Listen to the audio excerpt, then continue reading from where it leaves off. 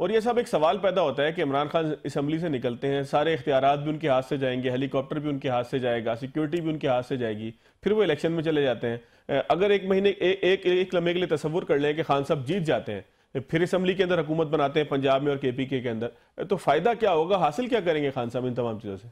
देखिए, सबसे बड़ी तो हासिल ये होगा कि जो भी गवर्नमेंट बनेगी वो 5 साल के लिए बनेगी। और 5 साल की हुकूमत का मतलब यह है कि अगर सितंबर में या अक्टूबर में जनरल इलेक्शंस होते हैं तो इसका मतलब यह है कि KPK में और पंजाब में किसी तौर पर भी इंटरिम गवर्नमेंट नहीं बन सकती, क्योंकि इंटरिम गवर्नमेंट तो उस वक्त होती है जब जनरल इलेक्शन होंगे। यहां तो जनरल इलेक्शन हो चुके होंगे। एक फायदा ये। दूसरा फायदा ये होगा कि हमेशा होता यह है कि सूबाई 2 सीटें जो होती हैं उनसे मिलकर एक कौमी सीट बनती है और वो लोग उसकी बुनियाद के ऊपर कौमी असेंबली का इलेक्शन लड़ते हैं। अब PTI ने तो जीत ली होंगी दोनों कौमी की नीचे की सीटें, और ऊपर उन्होंने कौमी के इलेक्शन लड़ना है। उस कौमी के इलेक्शन में बाकी लोग जो थे वो तो अपनी सीटें हार चुके हैं, उनके लिए बनाना बहुत मुश्किल होगा।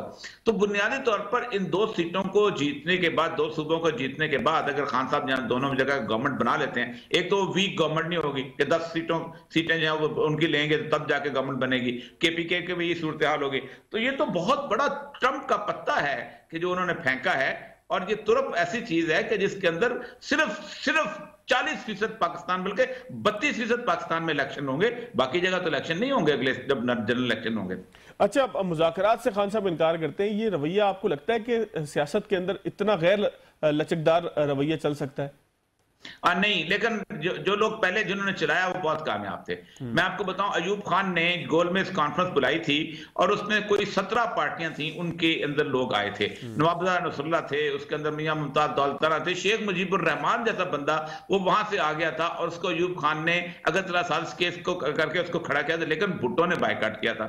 भुट्टो ने कहा था कि नहीं, मैं अकेला चलूंगा, मैं अकेला ही आगे चलूंगा, ये सारे जंग कैबिनेट से मुज़ाकरात नहीं करना चाहता हूँ, ये टोडी है सब कुछ है। और भुट्टो जरा जुलूस कर निकाल रहा था, जलसे कर रहा था, और वहां गोलमेज कॉन्फ्रेंस होनी थी। हम यहाँ मुजीब को मिले थे जब गोलमेज कॉन्फ्रेंस में आया, तो वो यही कह रहा होता था कि ये देखें भुट्टो यहाँ अपनी डफली बजा रहा है, कर क्या रहे हो।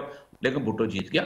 लोग अच्छा, पता है क्या मसला है, पाकिस्तान का मिजाज ये है, वो शेर का बच्चा है। वो जनाब क्या बात है, यही वजह है कि इमरान खान साहब को हमने शेर का बच्चा बना दिया, वो शेर का बच्चा लैदा हो जाता है। अच्छा, थोड़ा सा अफगानिस्तान की तरफ भी आ जाएं। पाकिस्तानी सफारतखाने पे एक बड़ा अफसोसनाक वाकया हुआ, दाइश ने जिम्मेदारी कबूल की। क्या तालिबान कंट्रोल नहीं कर पा रहे? बिल्कुल एक ऐसे मौके के बाद ही हमला हुआ है कि जब हिना रब्बानी खर अफगानिस्तान गई थी, वहां बहुत सारी बातचीत हुई। देखिए, दाइश का ऐसा फिनोमेना है कि जो बुनियादी तौर पर अमेरिका ने और उन लोगों ने खुद क्रिएट किया था 2 चीजों को खत्म करने के लिए, एक तालिबान को और एक अलकायदा को।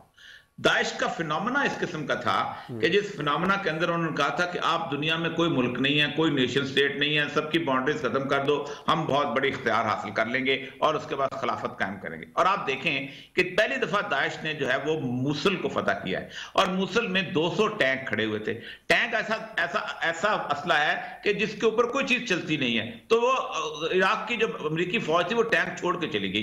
टैंक छोड़ के चली गई, इसका मतलब यह है कि दाइश इस पर कब्जा कर लेगी। कब्जा करेगी तो समझेगी कि हम इलाका में हमारे हाथ में है। तो उन्होंने रियासत अनाउंस कर दिया, अबू बकर बगदादी खलीफा बन गया और अपना सिक्का जारी कर दिया। उससे हुआ क्या? उससे हुआ यह कि दुनिया भर के जहां जहां मासूम किस्म के बंदे जो खिलाफत में आना चाहते थे, 24 मुल्कों से लोग इराक में, मूसल में और इस इलाके में पहुंच गए, फलूजा में, सारी जगहों पे। और फिर उसके बाद अमेरिका ने उनको बम्बिंग करके मारा, लेकिन फिर उसके बाद अपने बंदों को ने फिर भी इकट्ठा करके साइड पे शाम ले गए। ये जो लोग थे ये इसको फीड करती है अमेरिकन और बाकी लोग जो थे, खास तौर पे अलकायदा के खिलाफ। अमेरिका ने तो और ये साहब अब मजम्मत तो वो करता रहेगा।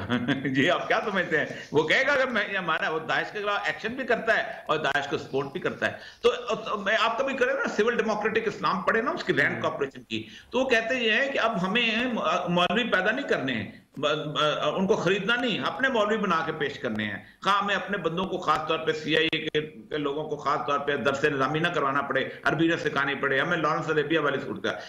तो इस वक्त देखिए, धमाकों को कोई कंट्रोल नहीं कर पाता, धमाके चीज ऐसी होती हैं। तो स्पेसिफिक पाकिस्तान के ऊपर अटैक होना, पाकिस्तान की एम्बेसी के ऊपर अटैक होना, और ये सब अब मैसेज इसका क्या है?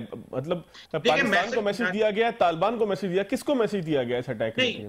मैसेज सिर्फ एक यही है कि पाकिस्तान और की वेस्टर्न बॉर्डर जो है ना किसी तौर पर सेफ ना हो सके, और जब वो वेस्टर्न बॉर्डर सेफ नहीं होगा तो हम जाहिर बात है इंडिया की तरफ झुकेंगे। और इंडिया के साथ हम, जो अमेरिका चाहता है कि हमारा एक अलायंस इंडिया के साथ हो जाए तो हम चाइना से बेनियाद हो जाए। हम वो कहते हमें ऑफर्स हैं, आप देखें ना, ऑफर्स यही हैं कि आप इंडिया से तल्लुकात ठीक कर लो, हम कश्मीर का मसला भी 20 साल के लिए हल करा देते हैं, एक आजाद बफर स्टेट कश्मीर की बन जाती है।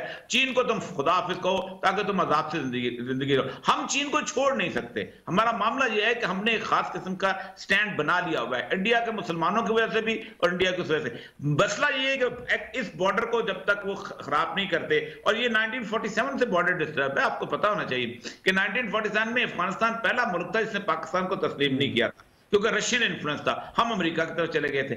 आज भी वहां पर, आज मैं तालिबान से जब बात करता हूं तो कहते ये हैं कि पाकिस्तान के खिलाफ एक फीलिंग गुज़श्ता 15-20 साल से बनी है कि पाकिस्तान ने अमेरिका का साथ दिया, हम अमेरिका से लड़ रहे थे, यहां से जहाज उड़ते थे, हमें बम गिराते थे, लेकिन हमने किसी हद तक फिजा ठीक करने की कोशिश की है, लेकिन फिर भी जाहिर बात है इतनी तो नहीं होती कि जैसी हो सके। अच्छा, अब पाकिस्तान को क्या खतरा होगा दाइश से? क्या खुदा ना खास्ता पाकिस्तान की तरफ भी इनका रुख मुड़ सकता है? पाकिस्तान में उनकी पॉकेट्स तो हैं, पाकिस्तान में उनकी पॉकेट्स तो हैं, पॉकेट्स थोड़ी सी कोयटा में हैं। क्या टीटीपी के साथ मिलके करेंगे या अलग से आपको लगता है? टीटीपी पॉकेट जो है वो दाइश के साथ है।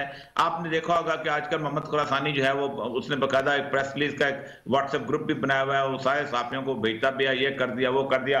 और फिर उन खासतौर देखिए मसला पता है क्या हुआ है, तकरीबन गुज़श्ता अप्रैल के बाद से हुआ यह है कि वो जो तालिबान के मुज़ाकरात हो रहे थे ना, वो जब से तबाह हुए, हम तालिबान यही चाहते थे कि टीटीपी और पाकिस्तान की एक सुलह हो जाए, लेकिन अमेरिकन ने बीच में घुस के इस सुलह को नहीं होने दिया, और उसकी बुनियादी वजह यही थी कि वो नहीं चाहते, उनका ख्वाब यही है कि अफगानिस्तान में अमन ना हो, क्योंकि लोग ये कम से कम कहते रहे अमेरिका चला गया और तालिबान अमन नहीं कर सकते। अमन तो उन्होंने कर दिया इस वक्त। देखे ना, आज धमाके और चीज है, और बदतर लॉ एंड ऑर्डर के हिसाब से काबुल दुनिया का सबसे पुरअमन शहर है इस वक्त। उससे वहां कोई चोरी नहीं, वहां कोई डकैती नहीं, वहां कोई कत्ल और गारत नहीं। एक धमाके जो है ऐसा फिनोमेना जिसको अमेरिका भी कंट्रोल नहीं कर पाता।